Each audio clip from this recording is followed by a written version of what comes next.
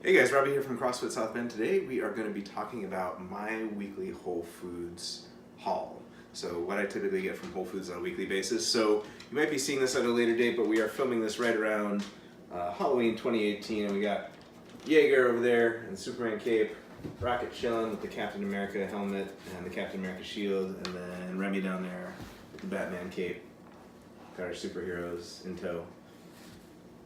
Alright guys, so let's talk about what I typically get at Whole Foods on a weekly basis. So, again, if you watched any of my other videos or seen any of my other talks, I always talk about composing a healthy meal in terms of protein, veggies, and typically some healthy fat, which we talked about as well in the Costco video, fruits, and then maybe some finishers. So that's kind of how I organized things today. So let's start off by talking about quality protein. So I think when you talk about quality protein, it's important to mention things like, is it grass-fed? Is it pasture-raised? Is it non-GMO? And this is one of the places where I think Whole Foods really excels. Now, whenever I start working with people, I always tell them, look, you don't need to worry about getting grass-fed and organic and all this stuff to start, but eventually, yeah, from a health perspective, environmental perspective, ethical perspective, it does matter and it is important. And I think Whole Foods is pretty much better than almost anyone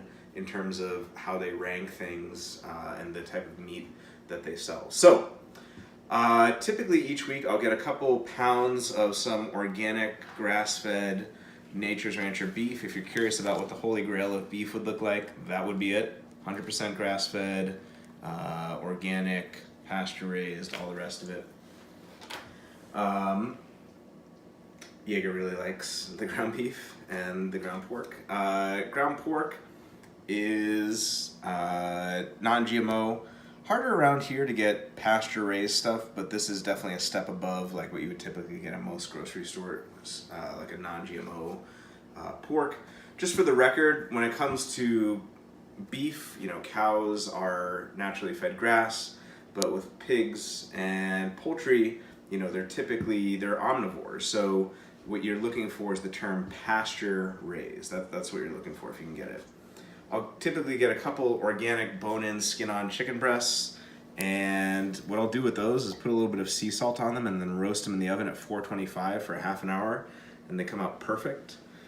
Organic ground dark turkey. That's typically the turkey that I like. And then I'll get some organic pasture-raised eggs as well. So, especially from a cost-saving perspective, people always think of Whole Foods as whole paycheck, but that's not necessarily true, honestly. And if you compare a lot of their stuff to other places, it's not actually that much of a difference. And the other thing to say is, when it comes to food quality, it's important to get the best quality stuff you can get. And if you're going to be paying more for a little bit higher quality, getting things like ground meats or chuck roast or a whole chicken or things like that, that's a good way to save money. So you'll notice that I don't have much in the way of like boneless, skinless chicken breast or in pork chops and steak, because that tends to get a bit more expensive, and these are kind of the utilitarian day-to-day meats that I'll get, and I'll try to get the higher quality but get the more usable stuff that you can use on a daily basis. Okay, so that's it for protein. Let's talk a little bit about healthy starches. So when people think of carbs, they almost always think pasta, bread, cereal, cookies, crackers, all this other stuff. But remember, all plants are carbohydrates in one way or another. That goes for vegetables, fruits, and these more starchy carbohydrates. So there's nothing wrong with carbs per se, you just want to get the right kind. So good starchy carbs to have on a regular basis, especially if you're working out, would be things like white potatoes. These are sweet potatoes. White potatoes, it is important to try to get organic, so also specifically go to Whole Foods to get the russets, reds, or yellows, which are all white potatoes, organic. These are the Hannah yams that they sell or Hannah sweet potatoes, that they sell at Whole Foods. One of the things I like about Whole Foods is that they've got a bunch of different sweet potatoes. Like if you go to most grocery stores, they've got a whole bunch of different sweet potatoes. They typically have one sweet potato, but they don't have a variety. So at Whole Foods, they've got the Japanese sweet potato, the purple one, the Hannah, a bunch of different ones. Now, what do you do if you're in a time crunch? So these Dr. Prager's 4 potato hash browns are really pretty good when it comes to the ingredients. They're basically just white potatoes, a little bit of canola oil, which isn't like the greatest thing in the world, but it's a teeny bit, and if you're having it occasionally, it's not that huge a deal, and some spices, and very low on sugar. So this is a really good kind of quick option that you could throw in the oven in the morning for breakfast. Plantain chips, I like these a little bit too much. These are really good. Got plantains, palm oil, sea salt, really good option. So, you know, if you're looking for a snack on the go, this is going to be a really good thing to get. Jaeger's trying to see if he can get a little, you want some potato action? Is that what you're looking for? Fix some cake. Fix some cake right here.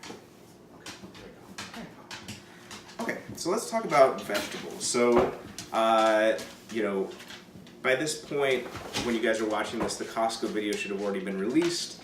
And in that video, I talk a lot about other vegetables that I get there. But typically at Whole Foods, I'll get certain vegetables that, you know, typically, it's not that I can only exclusively get them there, but that I like to get there. So organic kale, I'll get a couple bunches of these a week. And sometimes it'll be the organic green stuff. Sometimes it'll be the organic red stuff. I'll try to switch it up to get good variety. Especially with your leafy greens, it's going to be really important to get them organic as opposed to conventional, so that's one of the reasons I get them there.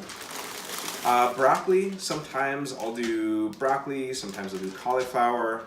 I'll typically throw these on a sheet pan with these, put some oil, salt, and roast them, and that's kind of my dinner vegetables. Cabbage. So I got a red one this week. I'll switch back and forth between red and green again, just to get some good variety in there. With the cruciferous veggies like the cabbage and the broccoli and the cauliflower, it doesn't matter as much to get them organic, but you certainly can. And then bok choy. So this is one that I didn't really know how to cook, but again, I just that typical roasting method where I just slice them up, throw them on a sheet pan, oil, salt, and high heat, and they come out actually really good. And again, I try to buy those organic. So that's it for vegetables. Let's talk a little bit about fruit. So again, in the Costco video, I talked about how I'll typically get organic blueberries and apples from Costco. Sometimes I'll get them from Whole Foods, just depending on what Costco is selling in a given week. Organic grapes, like to get these a lot. Kind of going out of season here at this point, but these are really good.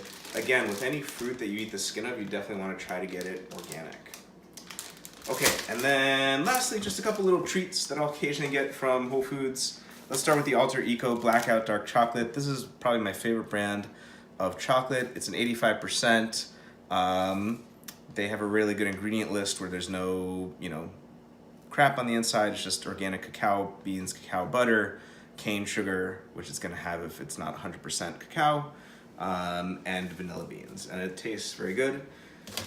And then these guys, Bitter Bites, chocolate chip cookie dough bites. These things are like crack. They are chocolate enrobed cookie dough. As you can see, they're enrobed. That's probably why they cost $9 for 6.